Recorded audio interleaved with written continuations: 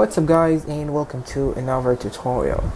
So far we've seen how to insert and select from a database. In this tutorial we're gonna see how to delete from a database. So basically I have a form here. I have an input of type text, and I have another input of type submit. So we're gonna enter here the student ID and then press the delete button, and then we're gonna delete the student. So let's have a look on our database. So these are the records that we have here. So when we delete student number 2, record was deleted. Okay, and we'll refresh here. Here we go. So our code is divided into two parts, one for displaying the form and one for communication with the database.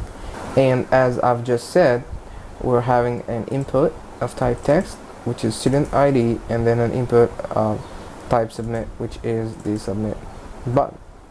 So if the user press the submit button, then we're going to connect to our database using these database parameters that we've seen previously. And then we're gonna fetch the student ID as we have seen in a previous video. Then we're gonna type our delete statement, which is delete from, and then you specify the table's name, which is students, and then the condition of the deletion.